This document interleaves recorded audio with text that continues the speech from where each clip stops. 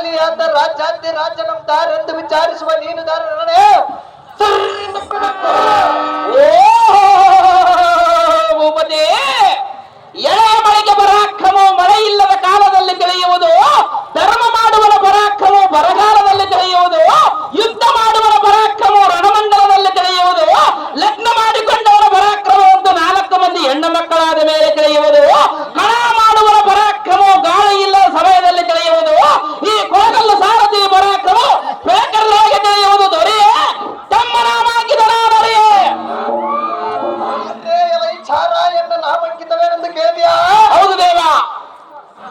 ಇದೇ ಊರು ಇಕೋ ಎಂಥ ಮಿತ ಪಾತ್ರರನ್ನು ಮನದೋಳು ನೆನೆಸಿಕೊಂಡು ಅವರಿಗೆ ಮಾಡುವೆ ಸಾಂಗ ನಮಸ್ಕಾರ.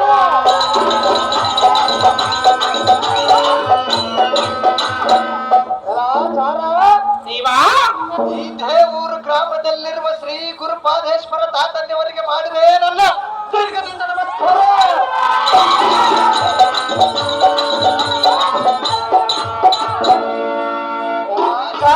ದೇವಾ, ಈ ದೇವೂರು ಗ್ರಾಮ ದೇವತೆಯಾದ ಶ್ರೀ ದ್ಯಾವಮ್ಮ ದೇವಿಗೆ ಮಾಡುವೆ ನನ್ನ ಕೋಟಿ ಕೋಟಿ ನಮಸ್ಕಾರ.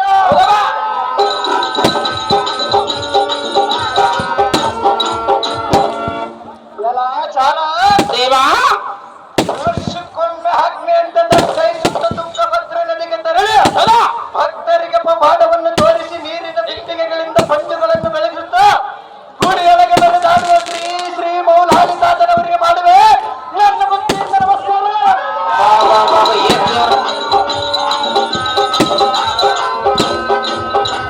ಏನ್ ದೇವ್ರನ್ನೇ ಪುಣ್ಯಾಡಿ ಹೋಯಪ್ಪ. ದೇವಾ, ಈ ಸಭಾಂಗಣದಲ್ಲಿ ನೆಲೆಸಿದಂತ ಗುರು ಹಿರಿಯರಿಗೆ ಅವರಿಗೆ ಮಾಡುವೆ ನನ್ನ ಹೃತ್ಪೂರ್ವಕವಾದ ನಮಸ್ಕಾರ.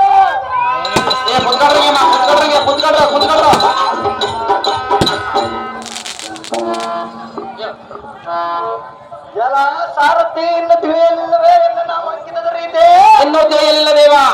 1ನೇ ನಾಮ ಪಾರ್ಥ, 2ನೇ ನಾಮ ಕಿರೀಟಿ, 4ನೇ ನವರ, 5ನೇ ನಾಮ ಶ್ವೇತವಾಹನ, 6ನೇ ನಾಮ ವಿಜಯ, 7ನೇ ನಾಮ ಫಲ್ಗುಣ, 8ನೇ ನಾಮ ಗಾಂಡವ್ಯ, 9ನೇ ನಾಮ ಧನಂಜಯ. ಭೂಪತಿ 10ನೇ ನಾಮ ಬಲರ. ಅರ್ಜುನ ಮಹಾರಾಜರಂತ ತಿಳಿಯಲೇ ಸಾರಥಿ ಎಂಬ ಜಾಣ ಜಾಣನ ಕೈ ಒಳಗೆ ಧರಿಸಿರುವುದು 3